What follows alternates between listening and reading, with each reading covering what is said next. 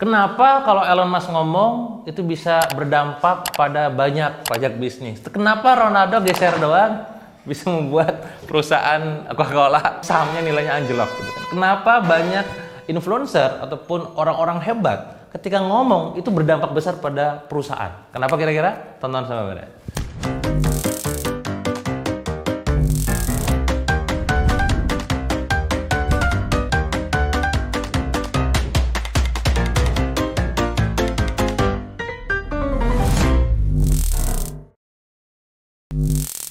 Oke teman-teman, menarik banget ini fenomena karena sekarang ini kita melihat banyak berita di media sosial gitu ya.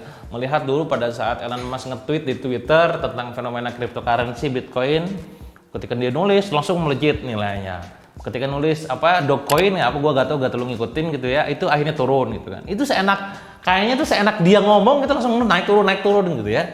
Sama juga akhir-akhir ini yang sangat viral, bahkan saya mainkan kampanye juga adalah tentang ketika Cristiano Ronaldo itu pada saat konferensi pers gitu dengan media, di depannya ada botol sebuah brand gitu ya, digeser yang sodanya, terus dia bilang gua minum air putih gitu. Itu bisa menyebabkan saham dari brand yang barusan itu turun dalam waktu sekian menit gitu setelahnya gitu ya.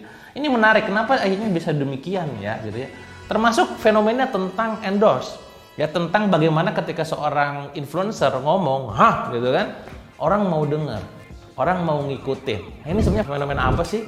Dan bagaimana menerapkan ini agar bisa terpola di perusahaan kita, kan itu yang terpenting kan? Oke, mari kita bahas. Jadi sebenarnya adalah manusia itu teman-teman dalam melakukan sebuah keputusan seringkali ikut-ikutan.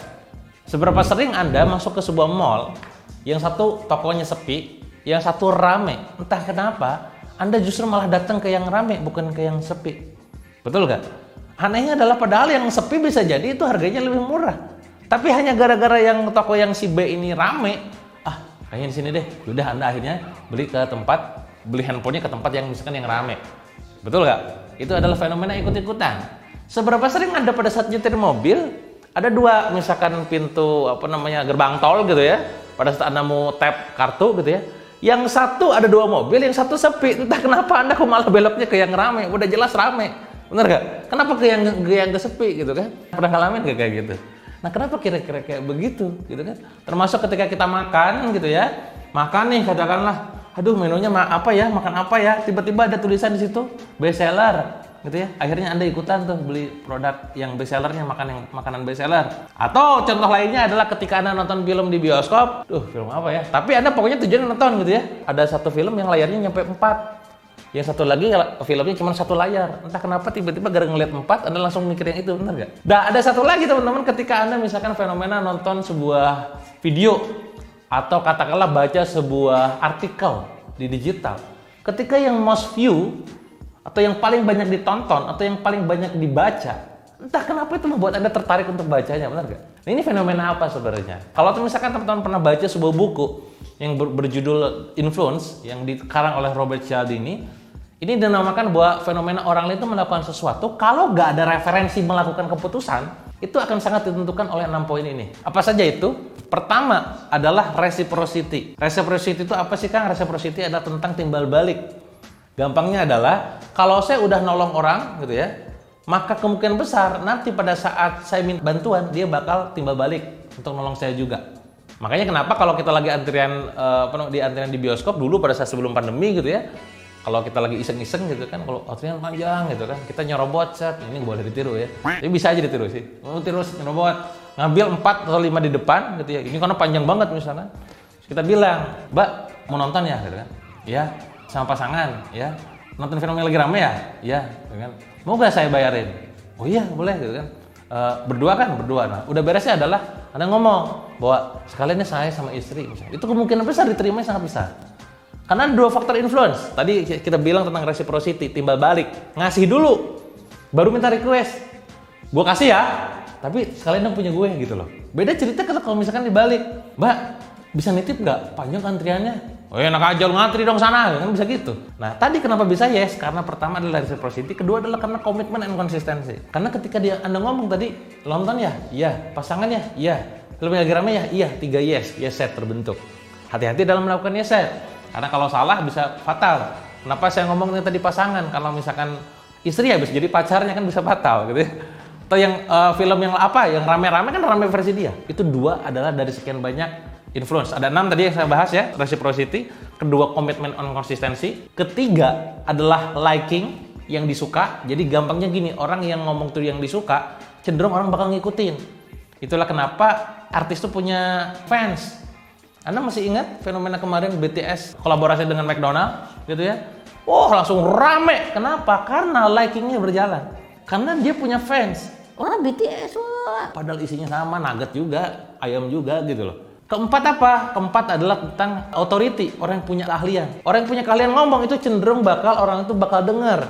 Coba Anda beli obat di rumah sakit gitu atau di apotek, dikasih obatnya nih, misalkan batuk dikasih obatnya.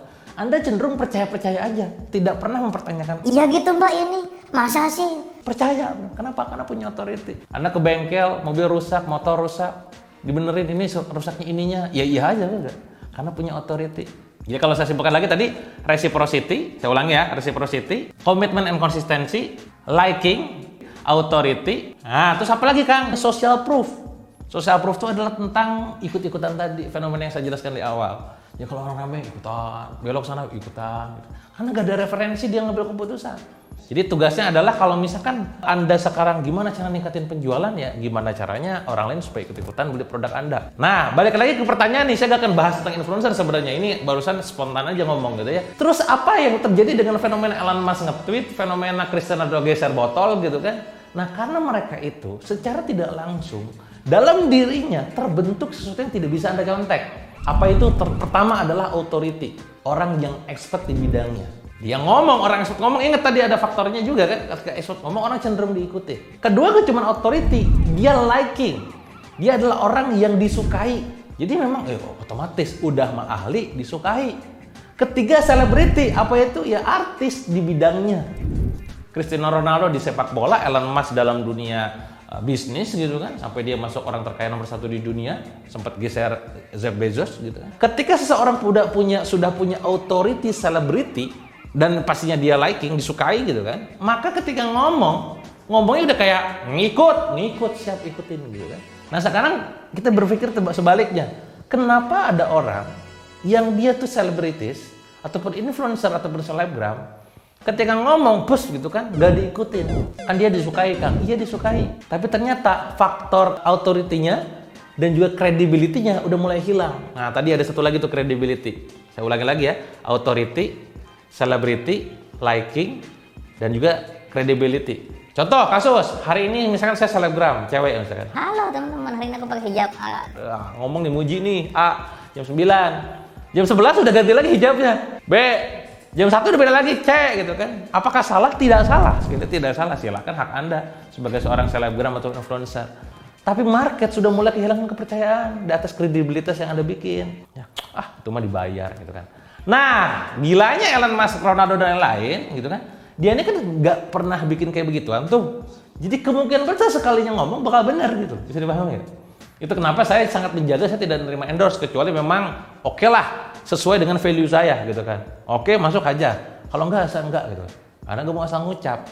Nah, ketika ada orang yang dia tuh ahli, disukai, selebriti gitu kan, ngomong sesuatu yang kredibel, maka kemungkinan besar masanya bakal bergerak. Nah, apa aha momen buat bisnis Anda kawan-kawan semua? Kalau Anda pengen kolaborasi bisnis sama orang lain, carilah gak cuma sekedar selebriti. Carilah gak cuma sekedar orang yang expert di bidangnya. Carilah orang yang dia tuh punya authority, celebrity, dan credibility-nya. 3 poin ini yang perlu Anda pastikan dia tuh ada di dalam dirinya. Authority dalam hal ini adalah ahli di bidang yang dia lakukan. Celebrity dia tuh ngartis, ngeksis. Credibility, omongannya bisa dipercaya. Yang dilakukan bisa dipercaya. Trusting nantinya orang lain itu, bukan distrusting. Bisa dipahami? Ketika 3 poin ini dimiliki oleh perusahaan Anda, atau oleh orang yang Anda ajak kolaborasi, jangan salahkan saya kalau misalkan nanti omset Anda penjualannya bisa meningkat signifikan. Gak usah panjang lebar ngomongin orang lain ya. Saya ngomong nih, alhamdulillah izin Allah Anda percaya saya. Beberapa di antara Anda mungkin nggak percaya, silakan aja gitu kan. Tapi ketika saya bikin postingan di Twitter, di Instagram, di Facebook, tiba-tiba dalam waktu 1 menit langsung ngechat ke WA langsung banyak. Kenapa? Karena saya menjaga kredibilitas, tidak promosi produk yang tidak layak Anda miliki. Kredibilitasnya dijaga di situ. Authority, saya memastikan apa yang saya lakukan itu memang sesuai dengan expert saya. Selebriti sebisa mungkin, walaupun gue sibuk banyak kerjaan ya, gue nge-access juga lah di Instagram, di YouTube dan lain-lain, gitu ya. Paham? Jadi aha momennya apa? Di balik fenomena Elon Musk, Cristiano Ronaldo, terus juga dan kawan-kawan influencer lainnya adalah pastikan kalau Anda bisnisnya pengen kayak dipengaruhi oleh orang yang bisa menggerakkan, si orang yang menggerakkannya kudu punya apa tadi? Authority, celebrity dan juga credibility. Kalau orang lain nggak, kalau Anda yang nggak punya, carilah orang lain yang punya. Itu aha momennya. Terima kasih, itu aja mungkin dari saya. Jangan lupa komen, like, subscribe dan pastinya share ke teman-teman yang lain supaya dapat manfaat juga ya. Terima kasih.